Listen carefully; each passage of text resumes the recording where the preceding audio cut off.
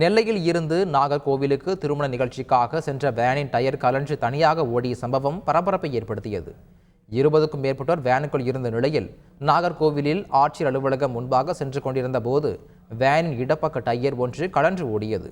சுதாரித்துக் கொண்ட ஓட்டுநர் வேனை ஓரம் கட்டினார். இதனால் வேனில் இருந்த குழந்தைகள் உட்பட 20 பேர் லேசான காயங்களுடன் நல்வாய்ப்பாக உயிர் தப்பினர். செங்கல்பட்டு மாவட்டம் மதுராந்தகம் அருகே சாலையில் திடீரென கார் தீப்பிடித்து எரிந்ததால் பரபரப்பு ஏற்பட்டது. புதுச்சேரியில் இருந்து ஹைதராபாத் நோக்கி சென்ற காரில் திடீரென புகை வருவதை ஓட்டுநர் கண்டறிந்துள்ளார். உடனடியாக காரில் பயணம் செய்த 6 பேரும் கீழே இறங்கிய நிலையில் கார் தீப்பிடித்து எரிந்துள்ளது. தகவல் அறிந்து விரைந்த தீயணைப்புத் துறையினர் 1/2 மணி நேரம் போராடி தீயை அணைத்தனர். இதனால் அப்பகுதியில் சிறிது நேரம் போக்குவரத்து நெரிசல் ஏற்பட்டது.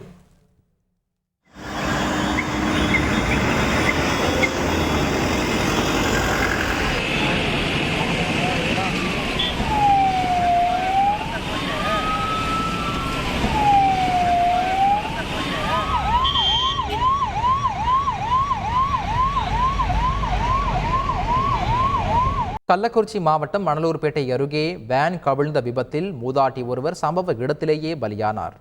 ராணிப்பேட்டை மாவட்டம் ஆற்காடு அருகே உள்ள கிளாம்பாடி கிராமத்தைச் சேர்ந்த 18 பேர் திருக்கோவிலூருக்கு சுப நிகழ்ச்சிக்காக சென்றனர்.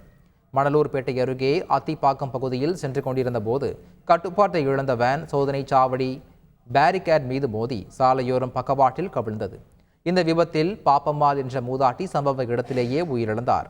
ஒரு சிறுமி உள்ளிட்ட 5 பேர் படுகாயமடைந்தனர். விபத்து குறித்து விசாரணை நடைபெற்று வருகிறது. செங்கல்பட்டு மாவட்டம் மேல்மருவத்தூர் அருகே சிறுநாகலூரில் ஆம்னி பேருந்து மற்றும் 5 கார்கள் அடுத்தடுத்து மோதி விபத்துக்குள்ளானது.